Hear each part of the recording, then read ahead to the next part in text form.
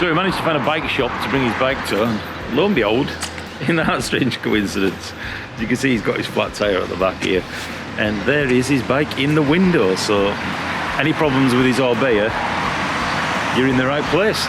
What are the chances of that? Hello and welcome to day 2 of our amazing adventure here at the Lake District, and we're currently in a place called Staveley, or not far from Staveley. Now, if you remember, Mr. Burnley had 3 inner tubes that were ripped to pieces. They just couldn't get the tyre to stay up when we were up on the ride the previous day in Ambleside. So we found this bike shop, and the bike shop said, can you give us the old inner tubes that you've put in, and we'll just see what the issue is because the chances of it being a manufacturer issue is basically 0. Well, it turns out he was splitting the inner tubes with his tyre levers. E-bikes now, don't they? E-bike models. What else have we got any e-bike wise? These look like downhill bikes. What are they, 180 front forks?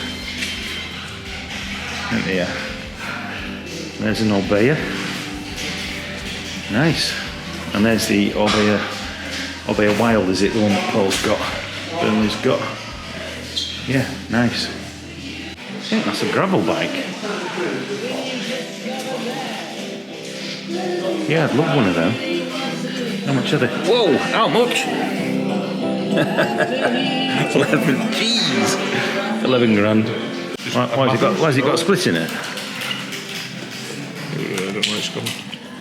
The bike shop were just really busy, and they didn't have time to actually put this in, inflate it, and do everything for him. So what we ended up doing was he bought 2 new inner tubes for his bike, the 29-inch wheel, and of course he had to buy one for my bike because he'd ruined one of those as well. And luckily we had loads of CO2 cartridges, so he went, please, can I throw you some cash? Will you sort it for me? And they went, no, we're far too busy. But as you was about to see, somebody who worked at this bike shop went, I'm going to show you how to do this with no tools at all. And we struggled to get that tyre on. It was so difficult, but it just shows you, 1, the benefit of going tubeless, but 2, there's technique in everything, and you really do learn something new every day in this sport that we all love. You're about to see what I would class as some magic. Too busy, they can't actually do this, so he's got some more inner tubes. He said, well, I've got to bust these 2 now. That'll be 5 inner tubes that he's gone through. They're saying that basically the inner tubes had almost like snake bites on it, where he's putting the tyre lever in and it's just cutting into the inner tube. But these tyres, like mine, are just an absolute nightmare to get on. So we thought it'd be better off to try and get the inner tube in here while we're at the bike shops, because if we run out, there's an endless supply in here at, what is it, Bike Treks, is it? At Bike Treks.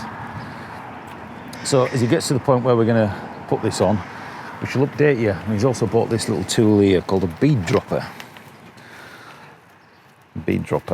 And hopefully this might make it a little bit easier to get some leverage and this won't snap. And well, we're about to find out, isn't that right, Mr. Burnley? Indeed. We are about to find out.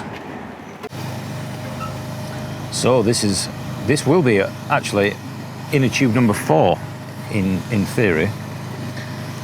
So he's inflated a little bit of air into the inner tube. He's put it into the tyre. He's put it into the tyre.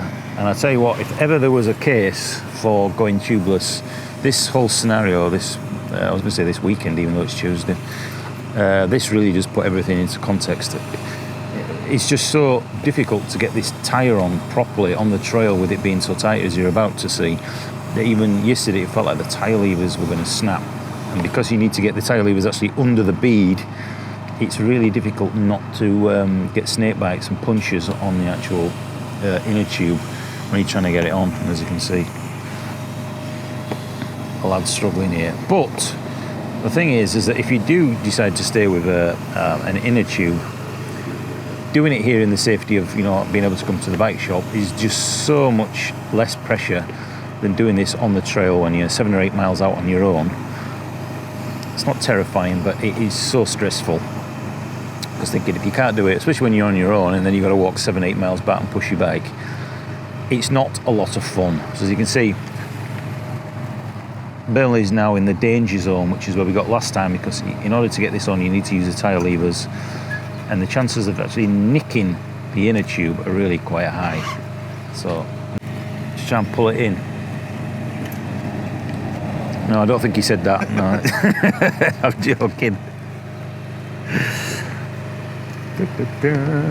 This is where we were struggling yesterday. It's that last bit, the tyre is so tight that you really do risk actually puncturing the inner tube. But rather than putting him under pressure, I'm going to give him an hand now. So I shall see you in a second when he's running into the Bikeshop to get another inner tube. You're giving up, lad. Tubeless, it's the future. You know it. Oh, not mountain biking at all. It's the future. Is it? It is. So he's admitted defeat and he's coming back in to ask him. Let's see if they can help him. Watch this, he'll do it first time now.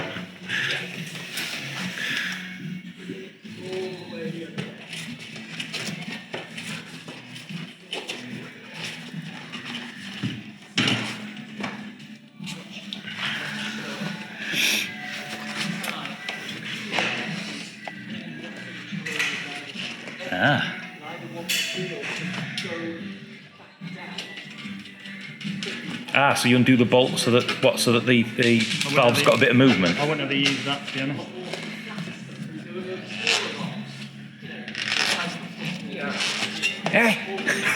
You can tell he's done that before. We were trying up on mountain for about half an hour to get that on. That was easy. I've done somewhere it takes two of us to try and turn it on. How to make us look like noobs in 30 seconds. And he's even going to inflate it for you. Look at that. Oh dearie me. Well, there you go. That's how you put a tyre on and an inner tube on a tyre. It's too stiff. Didn't even use a tyre lever. Didn't even use a tyre lever. The trouble at mill, is it not staying up? Well, no, so because it's a tubeless tyre, Yeah. it's got quite a thick bead on it, so sometimes you have to kind of pull it into place to pop it up onto the right spot. Why don't you listen?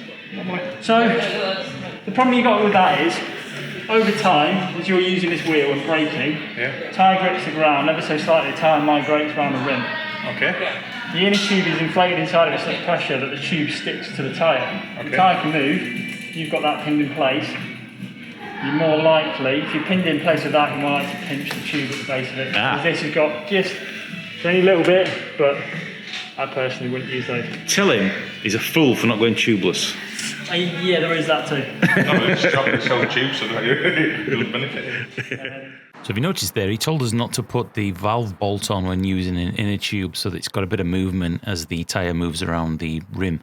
So an interesting fact there. Now, you would think that would be the end of Mr. Burnley's troubles with the Orbea. Let's put it this way. His troubles are just about to begin. And yes, we will be coming back to this bike shop in the next 10 minutes. I shouldn't laugh. And that, ladies and gentlemen, shows you how easy it could be when you actually know what you're doing. I'm laughing because I didn't know either. I have not had to put on an inner tube on my bike, obviously being tubeless.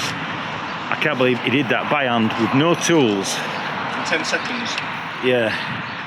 So, if you want to know how to do it without a tyre lever, that's how you do it. Genius. Well, we're going to be heading up on a 15 miler, so not the biggest of rides today, but enough waffle, more riding. Welcome to the Lake District and welcome to Staveley. God's sake. Well, I said things couldn't get any worse today. And not on Heidi. Heidi's fine. Hello. The problem we've got now is, not only have we just sorted his back tyre out, but I want you to have a look at this. Now, I maintain my bike now. I check all the bolts. I check everything before we actually go for a ride to make sure that everything's hunky-dory and everything's working. Have a look at this. All right, bye.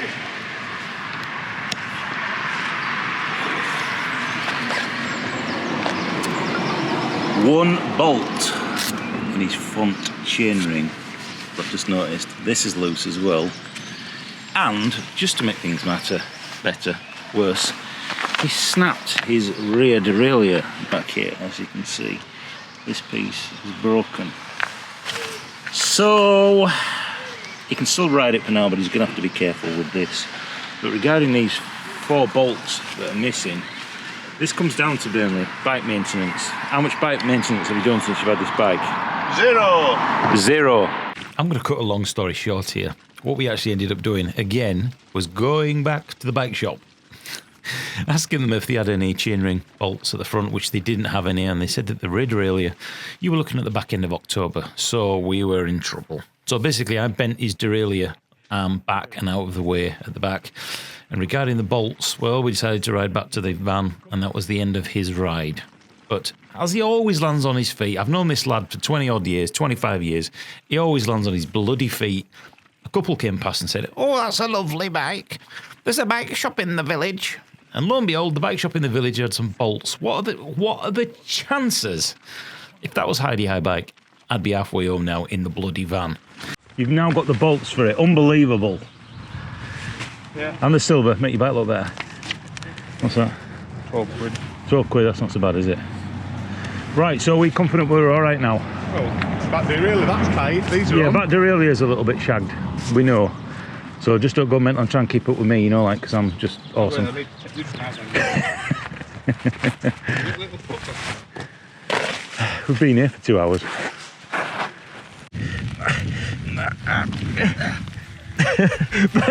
I'm stuck.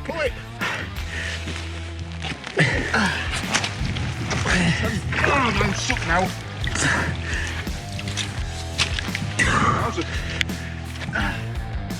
But I'm not going to make a big lecture out of this. Let's just say he did 0 bike maintenance, has done 0 bike maintenance, and I'm going to guess and say it'll be me that ends up trying to fix it eventually when it falls to bits. So you should be checking your bike, especially when you're out there. So I'm going to wrap this video up a little bit, and I'll actually do the main ride in a separate video because this one's gone on for a little bit of a long time. So let that be a lesson to you. You can't just take your e-bike, wash it, lube it, chain it, clean it, throw it in the garage. You've got to check the bolts. You've got to give it a little bit of TLC and bike maintenance. These bikes are expensive, and when they go wrong, it either costs you or it's a long walk home, as you well know in the first part of my Lake District visit. Hope you've enjoyed that. A little bit of interest. Can't believe you went through 4 inner tubes, broken derailleur, chain rings missing, and the guy just put that inner tube on like it ain't nothing. Like, subscribe, comment, and all that good stuff. And I shall see you in the full video here up at the Lake District on day 2 down at Staveley. I shall see you very soon for some more riding. More waffle, less waffle. I'm losing my mind. I'll see you in another video coming real soon. Bye-bye. How's my bike facing backwards? I'm not sure.